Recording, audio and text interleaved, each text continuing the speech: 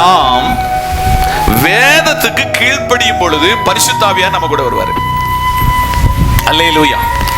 சத்திய ஆவியாகிய அவர் வரும் பொழுது உங்களை சகல சத்தியம். இன்னைக்கு பரிசுத்த ஆவியானவர் இல்லாததுனாலதான் பல இடத்துல நம்ம விழுந்து போகிறோம்.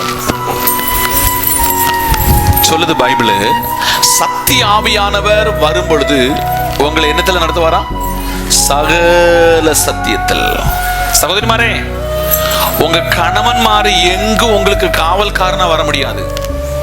சகோதரமாரே, உங்க மனைவி உங்களுக்கு போற இடத்துல எல்லாம் காவல்காரலாக வர முடியாது. பிள்ளைகளே, உங்க பேரண்ட்ஸ் எங்கேயும் உங்களுக்கு காவலாளியா வரவே முடியாது.